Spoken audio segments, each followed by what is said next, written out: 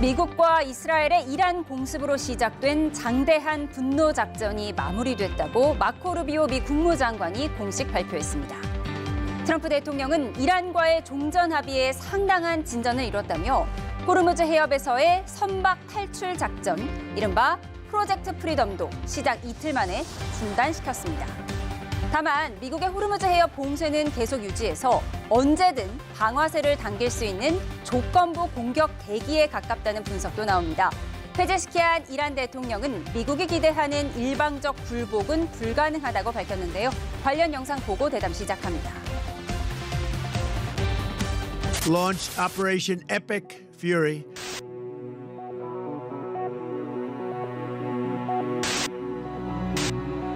To the Stone Ages.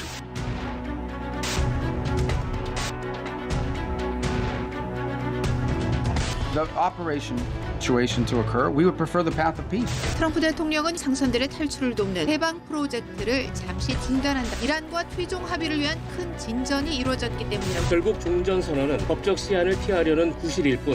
If Iran is not willing to follow through on its side of the bargain or make a deal, then the War Department is postured, locked, loaded, and ready to go. 여전히 방아쇠에 손을 올린 채 이란의 항복이나 더 확실한 타격 기회를 노리고 있습니다.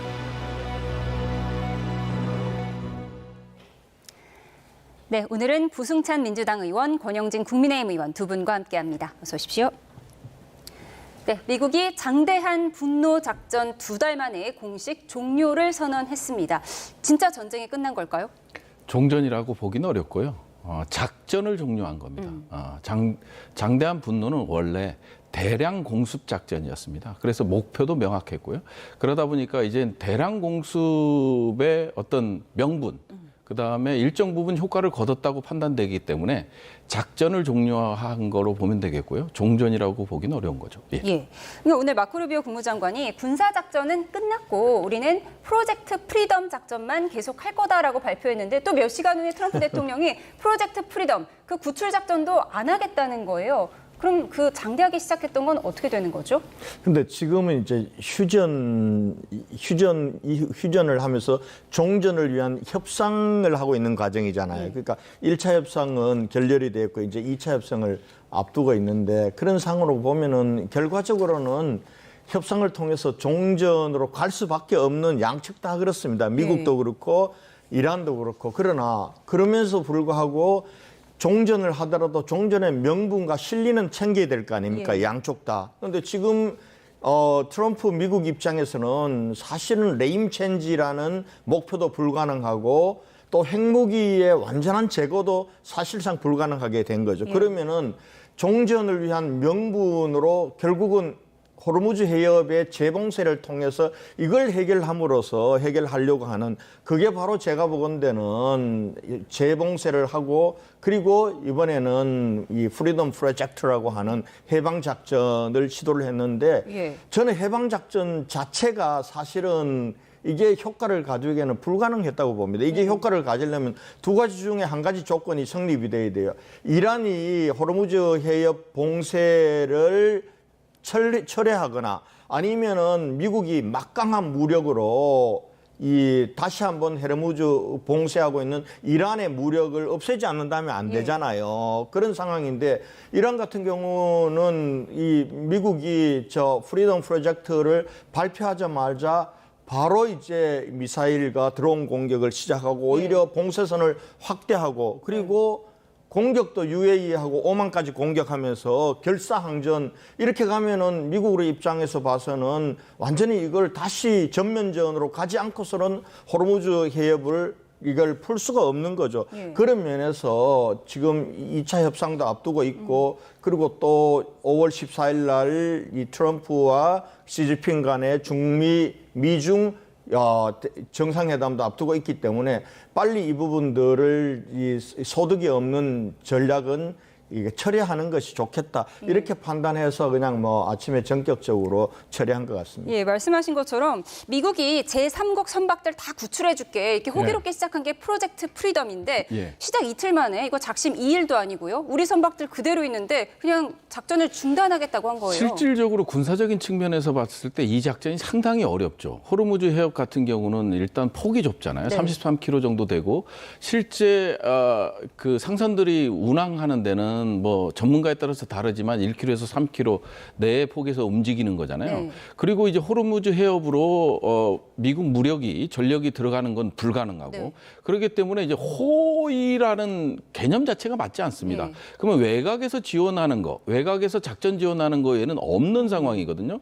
그렇기 때문에 또 때마침 이제 왕이 외교부 장관하고 그다음에 아그라치 이제 이란 외무부 장관이 만나지 않습니까? 만나는 그런 명분도 있기 때문에 우선은 이제 중재국으로서 중국이 전면에 이제 나서는 모양새를 예. 좀 보이고 있어요. 그렇기 때문에 이걸 지켜보고 아까 우리 권영진 의원님께서 말씀하신 대로 5월 14일 날 중미 정상회담이 있는 상황에서 실질적으로 효과도 없는 거를 진행하기는 좀 어렵지 않겠나. 그래서 이거를 협상을 빌미로 이 얘기를 꺼내고 있지만 프로젝트 프리덤 자체가 상당히 어려운 작전이다. 예. 예. 그러니까 프로젝트 프리덤 하니까 선박들을 에스코트해서 데려와 줄 줄 알았더니 그것도 아니었어요. 실효성이 의문이었다 말씀해 주셨는데 지금 현재 이란의 핵 능력은 그대로다. 이런 분석도 나오더라고요. 그렇습니다. 지금 뭐 이란 같은 경우는 북한도 마찬가지예요.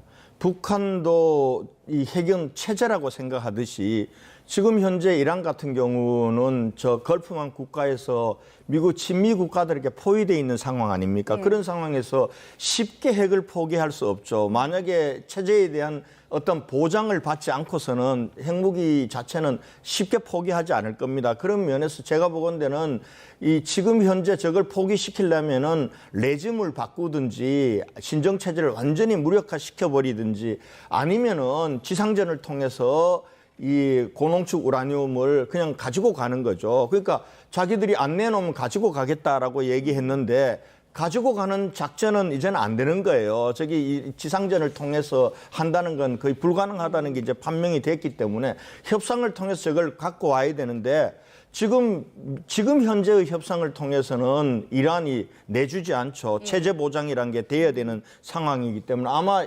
이란은 중국을 지렛대로 해서 미국으로부터 체제 보장을 받거나 아니면은 핵 협상을 지리하게 끌고 가는 그런 전략으로 갈 겁니다. 예. 그런 면에서 핵을 둘러싼 이란과 미국의 갈등 상황 부분들은 하루아침에 해결되지 않을 거다. 상당 부분 갈 거다. 예. 그렇게 보여집니다. 예, 장대한 분노 작전도 끝났고 프로젝트 프리덤도 중단된 상황에 대해서 두 분의 분석을 좀 들어봤습니다.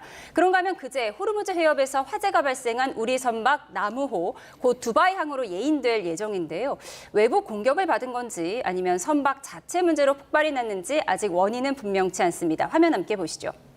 네, 호르무즈 해협 내에 있던 한국 선박 나무호에 화재가 발생한 건 현지 시각으로 그제 오후 3시쯤입니다. 미국이 호르무즈 해협에 갇혀있던 선박들을 빼내는 바로 그 프로젝트 프리덤에 착수할 무렵이었습니다. 선박 좌현 쪽에서 폭발음이 들린 뒤 기관실에서 불이 났고 4시간 만에 꺼졌는데요.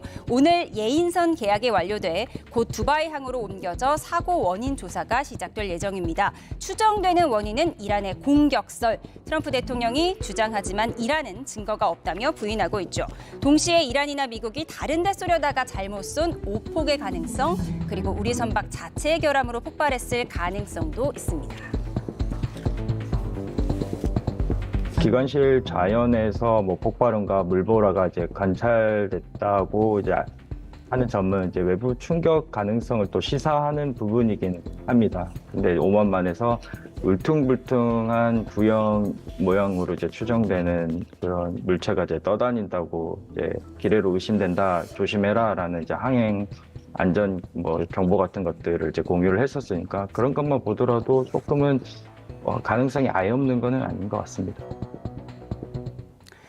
네, 이란 전쟁이 시작된 이후에 우리 선박이 첫 피해를 입은 건데 우리가 조사 시작도 안 했는데 트럼프 대통령은 이거 이란이 공격한 거다 단정지었어요. 네, 예.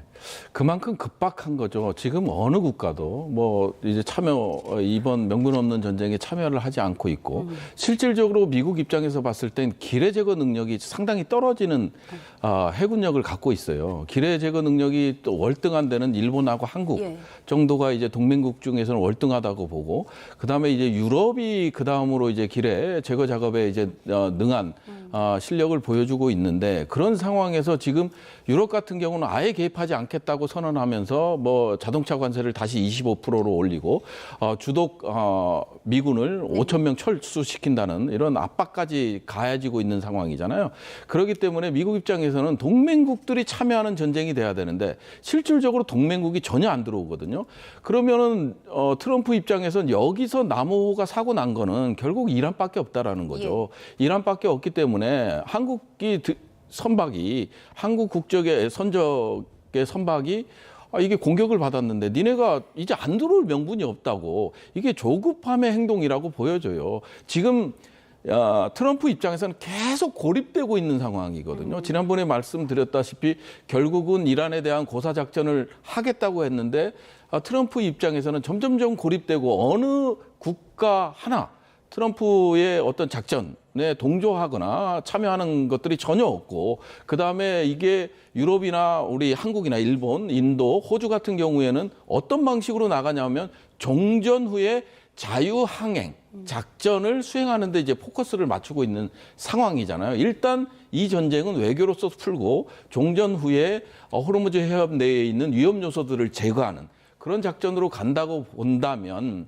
지금 트럼프 입장에서는 점점점 국제사회에서 고립되는 이런 거에 따른 조급함의 반증이 아닌가 그렇게 보여집니다. 예, 트럼프 대통령 주장대로 이란이 우리 선박을 공격한 것이라면 우리 입장에서도 가만히 있을 수가 없는 상황이 될 텐데 이란에서는 전면 부인하고 있어요. 이거 증거 있냐? 트럼프 대통령의 주장에 반박하고 있거든요. 뭐 지금 그동안 전쟁 기간 동안 이란과 미국은 계속해서 심리전을 하고 그리고 역선전을 하고 해왔기 때문에 저 부분들은 이제 조사를 해봐야 알 것 같아요. 지금 현재 지금 뉴스로 보면은 이제 UAE의 예인선을 구해서 한 하루 정도 걸린다는 거 아닙니까? UAE의 항으로 옮기고 그리고 우리나라에 지금 소방청에서 전문가들이 폭파 전문가까지 비롯해서 간다는 거 아닙니까? 가게 되면은 제가 볼 때는 도착해서 조사하는 게 뭐 그렇게 오래 걸릴진 같지는 않습니까? 뭐 한 2, 3일 내로 아마 저게 진짜 이란에 의한 드론, 수중 드론 공격이나 아니면 수중 기뢰에 의한 건지 아니면은 밖에서 오는 뭐 오폭이나 이런 거였는지는 그는 금방 드러날 것 같아요. 그런데 지금 현재 이제 언론을 통해서 우리 선원들의 얘기를 보면은 이게 어찌 보면은 폭발음이 들렸고 물보라가 쳤다라는 거는 뭔가 폭발했지 안에서 자체적인 고장으로 인한 건 아닌 거는 분명한 것 같아요. 그러나 이게 어느 쪽 이란 쪽인지 아니면 미국 쪽인지 오폭인지 이 부분들을 밝히는 데는 좀 시간이 걸릴 거다 이렇게 생각되고요. 저는 이 상황에서 무엇보다 중요한 것은 우리 선박과 그리고 인원들의 안전 아닙니까? 지금 26대가 아직도 26척이 안에 있는 거예요. 그래서 이 사건이 일어나고 난 이후에 사실은 트럼프는 이게 단독 행동이었다고 얘기하는데 HMM은 자기들 단독 한 적 없고 그냥 정박 중이었다고 얘기하는 아마 저는 정박 중이었을 게 확률이 높다고 봅니다. 아니면은 이걸 빠져나오려고 단독으로 호르무즈 해협을 빠져나오려고 하지는 않았을 거예요. 잠시 뭐 짧게 이동하는 과정에서 뭔가 나타났거나 했을 텐데 지금 이제 모든 26척을 페르시아만 안쪽으로 카타르 쪽으로 옮겼다는 건 잘한 것 같습니다. 무엇보다 중요한 것은 작은 저런 사건이라도 나타나지 않고 우리 선박과 우리 국민들이 안전한 게 제일 중요하다고 보고요. 그리고 선적회사 HMM하고 우리 정부가 주변국들과 뭐 UAE나 카타르 같은 경우는 우리하고 굉장히 우호적이잖아요. 해서 우리들의 안전, 완전한 호르무즈 해협의 봉쇄가 풀릴 때까지는 안전을 잘 지키는 것이 가장 중요하겠다 이렇게 생각합니다. 예, 권 의원님 말씀하신 것처럼 트럼프 대통령은 한국 화물선이 호르무즈 해협에서 단독 행동을 하다가 이란 공격에 노출됐다고 주장했습니다. 우리 탓을 하는 건지요? 직접 들어보시죠. 트럼프 대통령은 한국 선박이 호르무즈 해협에서 선박 대열에서 벗어나 혼자 행동하다가 공격당했다고 주장했습니다. But the president was clear in his truth message that, hey, this is your ship. You should take part in helping to defend it. Now would be a good time for our international partners to step up and put pressure on Iran. We hope South Korea would step up. 네. 미국의 입장은 이렇습니다. 미국이 프로젝트 프리덤으로 세계 선박을 보호하고 있었는데 한국 선박이 단독 행동하다가 사고를 당했다. 이런 주장인 거예요? 예, 그렇습니다. 이게 사실은 이제 선적사에서 얘기하는 게 그렇지 않습니까? 앵커를 내리고 정박 중이었다라는 얘기를 명확히 했거든요. 예. 그거는 뭐 이제 통신을 계속 유지하고 있기 때문에 그거는 사실인 것 같아요. 예. 그래서 단독적으로 행동하기도 어렵고요. 행동할 수도 없는 상황입니다. 우리가 전 세계 국가 중에 유일하게 이란 특사를 보내서 협의도 하는 과정이었기 때문에 이거를 뭐 단독 행동하다가 이렇게 됐다. 이런 거는 좀 말이 안 되는 것 같아요. 그리고 이제 HMM에서 앵커를 내리고 정박했다고 얘기하는 것 자체도 거짓일 가능성은 적거든요. 소통을 하기 때문에. 그렇기 때문에 이건 아까도 말씀드렸다시피 똑같은 내용인데요. 결국은 이제 미국 입장에서는 상당히 급해진 거죠. 그리고 우리가 이 상황에서 뭘 군사적으로 대응할 수 있는 방안 자체가 전혀 없다라는 거. 왜 그러냐면 우리가 이제 해군을 보내야 된다는 문제가 있잖아요. 해군을 보내야 된다는 문제가 있는데 실질적으로 최소 4개월은 준비 기간이 필요합니다. 그리고 이제 우리가 뭐 이라크 파병할 때도 별도의 부대를 만들었잖아요. 뭐 자이툰 부대라든지 그다음에 여기 소말레아 해적 대응할 때도 별도의 부대를 만드는 거거든요. 그래서 국회 동의안, 파병 결의 동의안을 받아야 되는 거거든요. 그렇기 때문에 가는데 한 달, 준비 기간에 2달, 이제 우리가 강제적으로 야 니네 전쟁에 참여해 이렇게 할 수 없는 거거든요. 그래서 이제 신중할 수밖에 정부 입장에서는 신중할 수밖에 없다라는 게 지금 프로젝트 프리덤 자체에도 호르무즈 해협 외곽에서 미군 전력들이 지원을 하는 거거든요. 그러면 우리가 가면 들어가야 된다는 또 이런 방패막이가 될 수도 있는 그런 상황이기 때문에 소통을 계속하면서 하는 게 중요하지. 실질적으로 미국이 저렇게 한다고 해서 우리 선적이 설령 피격을 당했다 하더라도 신중하게 이걸 대응해야지. 이거 급격하게 우리 뭐 국민의 생명과 안정을 위해서 전투병을 파병한다 이렇게 결정을 내리기는 상당히 어렵거든요. 그래서 미국은 계속 이거를 빌미로 해서 한국 정부에 압박을 가하는 건데 이 한국 정부가 마음대로 할 수 있으면 얼마나 좋겠습니까? 그런데 여론 자체가 받침이 안 될 거예요. 그리고 이제 파병 자체를 모집을 해야 되는 거 아니에요.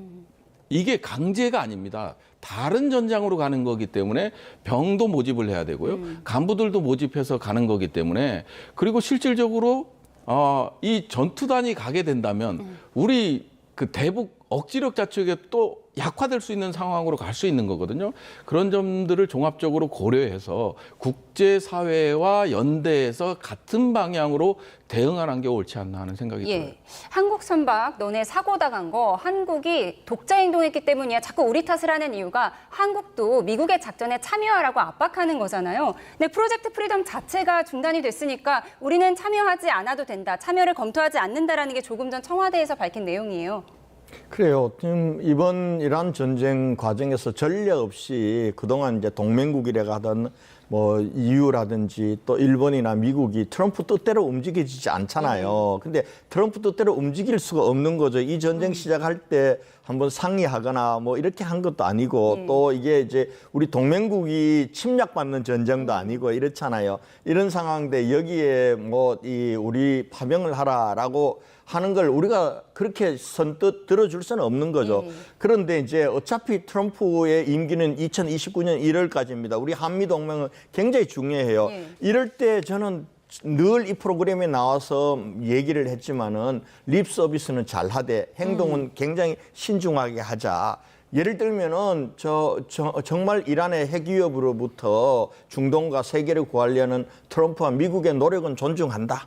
그리고 우리가 거기에도 참여하겠다. 그러나 우리나라의 국내법도 있고 이런 부분들이 있기 때문에 조금 상당히 시간은 걸리고 신중하게 해야 되겠다. 이 정도로 계속 스탠스를 유지하는 게 저는 딱 맞다고 봅니다. 그런 면에서 정말 이 미국 한미 동맹이라는 그 기존 부분들을 틀을 깨지는 않되 우리 국민의 그런 안전을 지키고 또 한편으로는 또 다른 국제 질서 부분들과도 우리가 잘 현명하게 균형 외교를 할 수 있는 이런 이 정부의 신중하고 현명한 노력이 좀 필요하겠다 이렇게 보입니다. 그러니까 어제는 프로젝트 프리덤이 중단되기 전이긴 했지만 국민의힘에서 대화든 합류든 이제 결정해야 할 때다 이런 입장을 밝혔거든요. 근데 뭐 대화든 합류든 근데 외교 관계 특히 이렇게 전쟁이 일어나고 참여하게 되면은 사실은 그 우리 국민들의 생명과 안전 부분들에 대한 그 담보가 보장이 안 되는 것이거든요. 이런 상황일 때는 제가 볼 때는 명확하게 이 부분들을 딱 칼로 물베듯이 우리 입장을 정하지 않는 굉장히 우호적이면서도 애매모호한 태도를 계속 취해주는 게 저는 옳다고 봅니다. 알겠습니다. 조금 전에 트럼프 대통령 임기 말씀하셨는데요. 트럼프 대통령은 그 임기를 늘리고 싶은 것 같습니다. 인지력 검사에서 만점을 받았다며 자신의 건재함을 과시했는데요. 8, 9년 뒤면 임기를 마친다며 헌법상 불가능한 장기 집권 가능성을 또 언급했습니다. 대체 속내가 뭘지 들어보시죠. No president has ever taken one except me. I've taken 3 of them, and I've aced each one. And this way, when I get out of office in, let's say, 8 or 9 years from now, I'll be able to use it. I'll be able to use it myself. 네, 두 번째 임기를 수행 중인 트럼프 대통령 3년 뒤 오는 2029년 1월 임기가 끝나고 나면 더는 선거에 출마할 수가 없지만 8, 9년 뒤를 언급해서 3선 욕망을 드러낸 것 아니냐는 얘기가 나옵니다. 그런가 하면 현재 시각 5월 4일 스타워즈 데이를 맞아 백악관이 올린 AI 이미지. 트럼프 대통령이 만달로리안 갑옷을 입고 성조기를 들고 있고요. 허리에는 베이비 요다로 불리는 그로브가 달린 주머니도 착용하고 있습니다. 마치 영웅처럼 스타워즈 합성은 이번이 처음이 아니죠. 지난해에도 백악관은 스타워즈의 제다이를 연상케 하는 이러한 이미지를 정치적 메시지와 함께 제시하기도 했는데요. 백악관의 이러한 AI 이미지 전략이 트럼프에 대한 호감도를 상승시키고 있는지는 의문입니다. 네. 백악관은 스타워즈 데이를 맞아서 트럼프를 스타워즈 캐릭터에 합성한 AI 이미지를 올렸는데요. AI 이미지 참 좋아해요. 상당히 좋아하죠. 그리고 뭐 예수 이미지, 그다음에 이제 오바마 또 원숭이, 부부 원숭이 이미지부터 시작을 해서 상당히 AI 이미지를 많이 올리고 있는데요. 결국은 이게 정치적인 이게 전환, 결국은 뭐냐면 상당히 국내적으로 여론 지지율이 계속 떨어지고 있는 상황이잖아요. 호르무즈 해협의 중동 전쟁 이후에는 더 떨어지고 있는 상황에서 본인을 영웅화하는 것들을 많이 내세우고 있어요. 요즘 보면 그다음에 이제 이전 정부의 인물들은 격하를 시키고 본인은 영웅화를 시키고 거기서 이제 8년 9년 이제 퇴임이 8년 9년 얘기를 하고 이런 것들이 미국은 강한 리더가 필요하다. 이런 것들을 계속 강조하면서 마가의 그 세력들을 결집시켜서 수정헌법 개헌을 통해서 3선 그리고 8, 9년으로 치면 사실은 4년까지거든요. 예, 4선까지도 노리는 건데 실질적으로 상하원 이번에 중간선거에서 예측을 해보면 그 공화당이 압승할 가능성은 적거든요. 그렇기 때문에 이제 상하원 3분의 2 개헌을 하게 돼서는 3분의 2의 어떤 찬성이 필요한 거고 또 이거와 또 더불어서 50개 주의 4분의 3의 비준 동의가 있어야 되는 상황이거든요. 실질적으로는 힘들죠. 근데 이제 강인한 이미지를 저는 예측해보면 추정해보면 어떤 거냐면 자기는 이제 3선, 4선도 하고 싶다라는 거예요. 결국 국내적 위기, 그다음에 국제적 위기, 전쟁 상황 이랬을 때는 가능성도 있는 거죠. 가능성도 있기 때문에 그걸 노리는 게 아닌가 하는 생각도 들어요. 이 이미지만 보고 있으면. 예. 가능성도 있어서 깜짝 놀랐는데 대통령 2번이나 했고 2번밖에 못 하는데 법상 3번까지 하고 싶은 거예요. 인지력 검사에서 만점 받았다는데요. 지금 뭐 우리나라도 지금 또 한 번 더 하지 않느냐 뭐 그 헌법 개헌 논쟁이 있잖아요. 있는데 저는 이렇게 봅니다. 지금 트럼프의 약점이 최대 약점이 고령이에요. 그리고 건강에 이상도 있다는 게 끊임없이 문제가 제기됩니다. 그러면은 그게 자기의 핸디캡이기 때문에 이걸 방어하려면 자기가 굉장히 강인한 것처럼 슈퍼맨으로 패러디하고 저렇게 스타워즈 영웅으로 패러디하고 얼마 전에 부활절 직후에는 예수님 패러디를 했다가 막 피난을 받아가 12시간 만에 내린 적도 있어요. 아마 자기 핸디캡을 어떻게 보면은 가리기 위한 또 하나의 방식이 저런 방식일 수도 있다고 봅니다. 물론 자기 마음속으로야 한 번 더 하고 싶은 생각도 있겠죠. 있을 텐데 그건 제가 볼 때는 상식적으로는 불가능한 일이거든요. 그래서 저는 트럼프가 가지고 있는 이 노령 고령에다가 그리고 건강 문제를 덮으면서 전쟁 중에 자기의 강인한 리더십을 계속해서 확보하기 위한 그러한 전략이 저러한 스타워즈 영웅 패러디로 나타났다. 저는 그렇게 봅니다. 예, 트럼프 패러디 이미지를 좀 살펴봤습니다. 잠시 증권거래소를 좀 다녀오겠습니다. 개장과 함께 7,000을 넘어선 코스피, 장중 한때 7,400마저 돌파한 데 이어서 6.45% 급등한 7,384로 거래를 마쳤는데요. 지금 한국거래소에서 7,000시대 기념한 행사가 열리고 있습니다. 화면 함께 보시죠. 네, 한국거래소 부산 본사의 모습 보고 계십니다. 지금 꽃가래 날리는 세레모니가 열리고 있는데요. 오늘 오전에 코스피가 사상 최초로 7,000피를 돌파했습니다. 오늘 마감한 7,384.56포인트 보고 계십니다. 네, 오늘 개장과 동시에 사상 처음으로 7,000선 고지를 밟은 코스피는 7,300대 후반에서 거래를 마쳤고요. 지난 2월 25일 처음으로 6,000선을 넘은 지 2달여 만에 이룬 쾌거입니다. 코스피는 개장 직후부터 상승폭을 더 키우면서 장시장 6분 만에 프로그램 매수를 일시 정지하는 매수 사이드카가 발동되기도 했고요. 코스피 대장주인 삼성전자, SK하이닉스는 장중에 27만 원, 160만 원까지 오르는 등 사상 최고치를 경신하기도 했습니다. 네, 저희가 세레모니 상황까지 보여드렸습니다. 자세한 소식 들어오는 대로 추가로 전해드리겠습니다. 네, 저희는 두 분과 함께 전국 현안도 짚어보겠습니다. 6.3 지방선거가 28일 앞으로 다가왔는데요. 핫플레이스가 된 부산 북갑 얘기해보겠습니다. 국민의힘 후보 확정으로 민주당 하정우, 국민의힘 박민식, 무소속 한동훈 3파전이 확정됐는데요. 보수 진영의 단일화 여부에 관심이 쏠리고 있지만 성사가 쉽지는 않아 보입니다. 들어보시죠.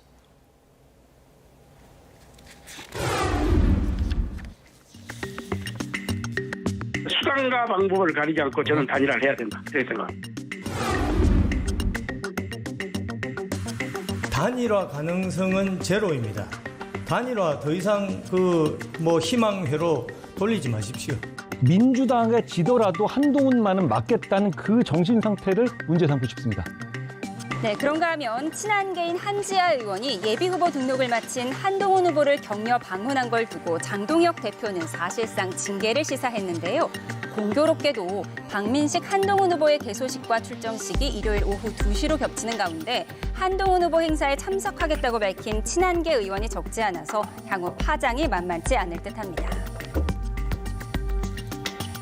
지금 일어나고 있는 여러 상황들에 대해서 정확하게 사실관계를 밝히도록 그 이후에 필요한 조치를 하겠습니다. 작년 대선 후보 선출 때도 사실은 무소속 후보가 될 한덕수 총리를 지원하고 지지한 국민의힘 의원님들이 계십니다. 그런 분들과 똑같은 선상에서 똑같은 기준으로 전 징계를 달게 받겠습니다. 우리 보수 재건에 도움이 된다면은 10번이고 100번이고 부산에 내려가서 저는 다닐 것입니다. 네, 박민식, 한동훈 두 후보 단일화 가능성 제로라고 외치고 있지만 상투적 표현으로 정치는 생물이라고 하니까요. 단일화 가능성 민주당에선 어느 정도로 바라보세요? 실질적으로 봤을 때 저는 가능성이 좀 낮다고 보여져요. 왜냐하면 명분 자체가 두 인물의 명분 자체가 너무 명확하거든요. 그러니까 윤 어게인 세력과 손잡을 수 없다 해서 부산으로 달려간 한동훈이잖아요. 그렇게 애초에 출마 명분을 그렇게 만들고 간 거고, 국민의힘 입장에서는 한동훈을 조금만 지지하더라도 징계를 시사하고 있는 입장인 거잖아요. 네. 그래서 상호 국민의힘이나 한동훈 자체가 이 선거에서 명분이 없다. 그리고 이게 단일화가 돼서 이길 수 있다면 이길 수 있는 확률도 적잖아요. 왜냐하면 전재수 지금 부산시장 후보 자체가 여기서 3선을 했고 지난 총선에서는 상당히 18개 부산 지역 중에 유일하게 한 곳을 가져왔는데 6% 차이로 이겼어요. 그 정도로 민주세가 조금 그나마 부산 지역에서는 18개 지역 중에서는 강한 데기 때문에 이 같이 합쳐졌을 때 이게 1+1은 2가 되느냐? 그게 아니죠. 오히려 떨어질 수도 있는 거예요. 명분을 잃어버리는 거기 때문에 두 쪽 다. 그래서 오히려 지금 같은 경우는 통계적으로 봤을 때 여론조사죠. 네. 봤을 때 3자 구도로 가도 해볼만 하다라는 입장도 또 존재하잖아요. 그렇기 때문에 명분이나 여론조사 통계를 봤을 때 단일화 가능성은 상당히 작고 한동훈 입장에서는 이번 출국 금지 조치가 내려졌잖아요. 수원지검 조작 기소와 관련된 2차 특검에서 이제 출국 금지가 조치가 내려졌기 때문에 투사의 이미지로서 싸워야 된다는 이미지가 상당히 강할 거예요. 그것까지 덧붙여지는 상황이라 단일화는 상당히 어렵지 않겠냐. 국민의 힘이 양보하지 않는 한은. 예. 네, 그렇게 보입니다. 장동혁 대표와 무척 가까운 김대식 의원도 단일화 수단과 방법을 가리지 않고 해야 한다라는 건데 한동훈 전 대표를 쫓아낸 장동혁 지도부 입장에서는 이 단일화를 받아들이기 굉장히 힘든 상황인 거잖아요. 근데 뭐 지금이야 단일화 얘기할 때 아니죠. 이제 뭐 한동훈 전 대표는 우리 당에서 제명돼서 무소속으로 나온 후보고 또 우리 당은 공천을 박민식 후보를 했잖아요. 근데 두 사람 다 나는 단일화 지금 한다 그러면은 저 자기 지지도가 올리는 선거 전략을 짤 수가 없잖아요. 지금은 절대 안 한다고 해야죠. 양쪽 다. 그래서 전략상 그렇게 해야 되는 거예요. 해야 돼. 근데 제가 정치를 하다 보니까 절대 안 한다는 절대 한다로 가더라고요.